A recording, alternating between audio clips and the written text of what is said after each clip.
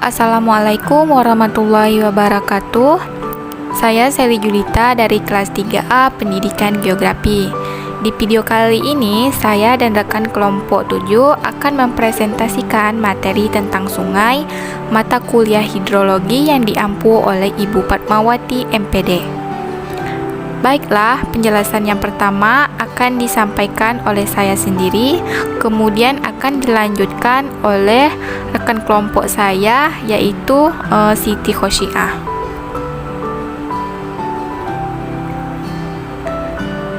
Baiklah, di video ini saya akan menjelaskan tentang sungai, yaitu pertama, pengertian sungai.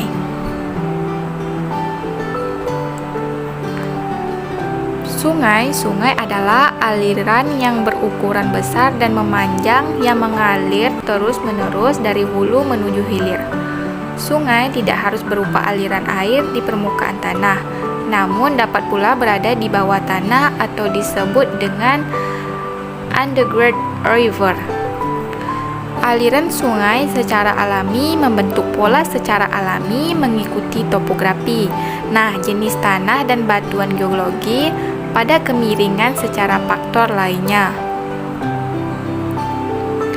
Kemudian, di dalam sungai ada pola aliran sungai. Nah, pola aliran sungai ini adalah kumpulan dari sungai yang memiliki bentuk sama yang menggambarkan keadaan profil dan genetik sungai tersebut.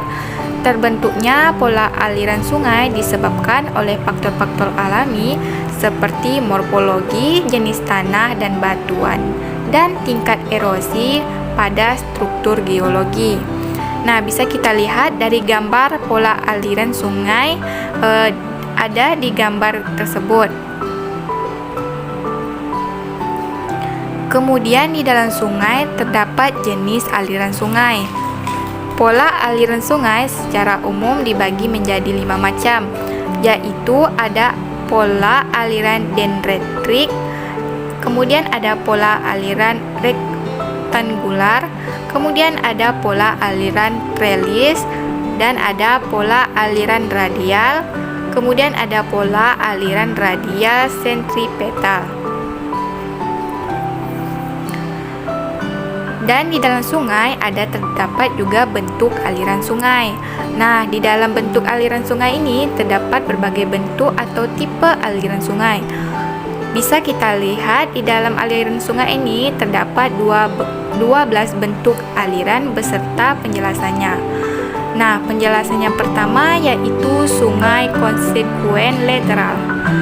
Nah, sungai konsekuen lateral ini yaitu sungai yang alirannya mengarah menuruni lereng-lereng asli di permukaan bumi seperti dom, blok, mountain atau daratan yang baru terangkat. Kemudian ada sungai konsekuen longitudinal, yakni sungai yang alirannya sejajar dengan antiklinal atau bagian puncak gelombang pegunungan. Kemudian ada sungai subsequent, adalah sungai yang terbentuk pada sungau konsekuen lateral yang mengalami erosi mundur hingga ke puncak lerengnya. Sungai ini akan mengalami erosi ke samping dan memperluas lembah sehingga muncul aliran baru mengikuti arah patahan.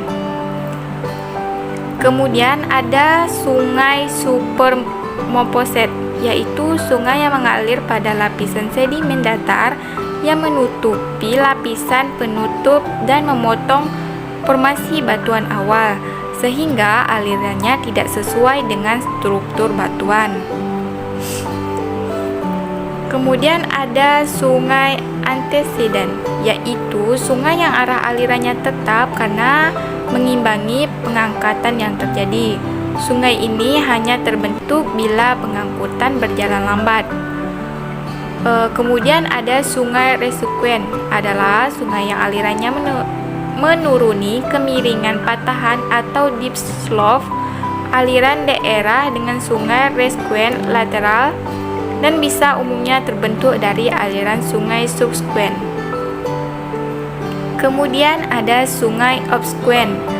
Nah, sungai obsequent ini yakni sungai yang alirannya turun dari permukaan patah dan berlawanan dengan dip dari formasi patahan.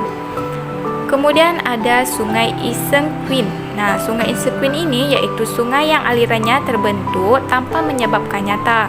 Sungai ini mengalir tanpa mengikuti lapisan batuan. Alirannya tidak menanti dan mengikuti pola aliran dendritis. Baiklah, di sini saya akan melanjutkan penjelasan dari teman saya yaitu Selitulita. Sungai selanjutnya yaitu Sungai Reserve adalah sungai yang tidak mampu mempertahankan arah alirannya melawan pengangkatan, sehingga arahnya dapat berubah dan menyesuaikan diri. Selanjutnya Sungai Komposit, yaitu sungai yang mengalir dari daerah dengan struktur geologi berlainan. Contohnya saja sungai-sungai besar yang ada di Indonesia.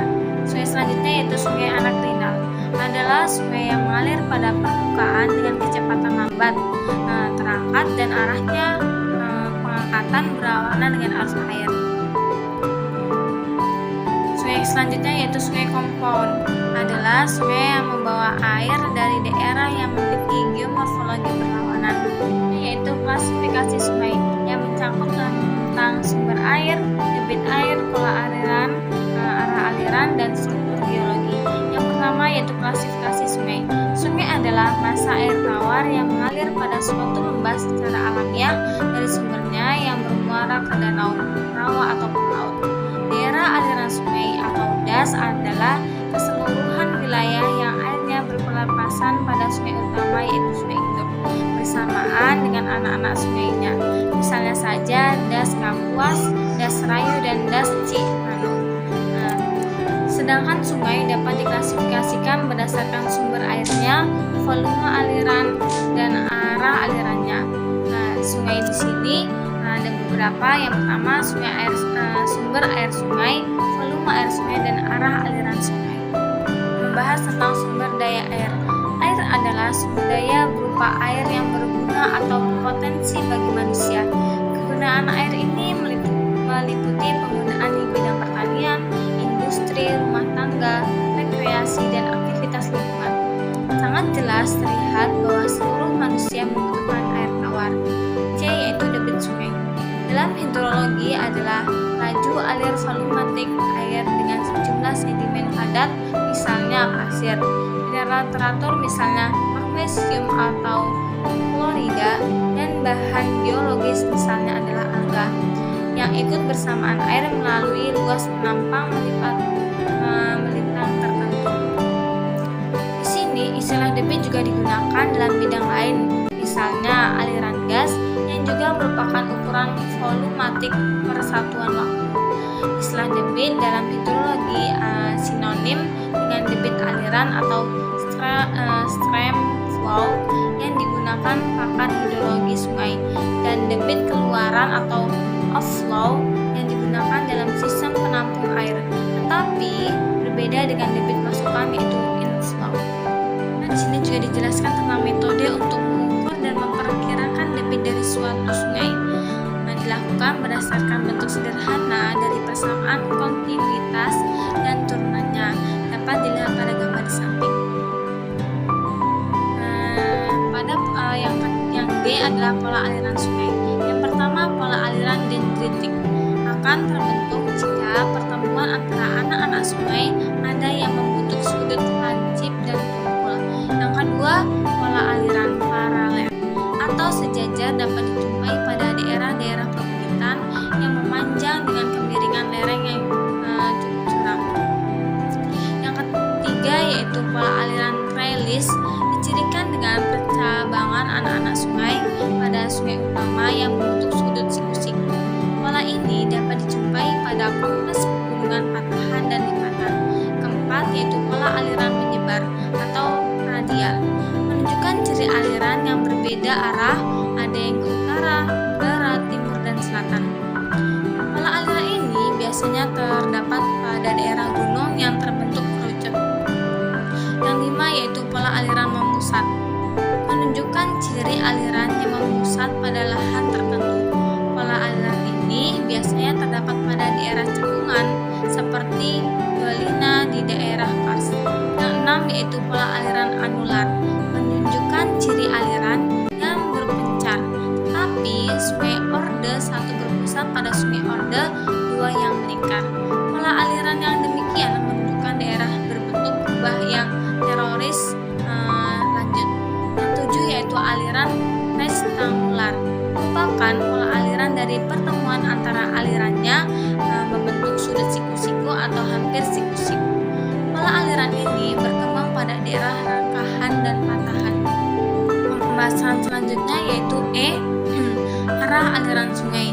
Yang pertama, sungai konsekuen, 2 sungai subsekuen, 3 sungai konsekuen, 4 sungai obsekuen, 5 sungai resekuen, 6 sungai insekuen. Selanjutnya yaitu struktur geologi. Struktur geologi di sini ada struktur geologi sungai anteseden dan struktur sungai epigenesa. Pembahasan selanjutnya yaitu mengenai pengukuran debit air sungai yang mencakup tentang metode apung, landing, dan chronometer. Yang pertama yaitu metode apung. Perhitungan metode apung adalah salah satu perhitungan yang paling mudah untuk dilakukan. Perhitungan metode apung ini hanya membutuhkan bahan yang dapat mengapung dan mengetahui luas dari penampang sungai yang kemudian diukur pada jarak tertentu sehingga mendapatkan debit. Dapat dihitung dengan menggunakan kesamaan, gunakan rumus yang dapat kita pahami pada gambar di samping. Yang kedua selanjutnya itu current water.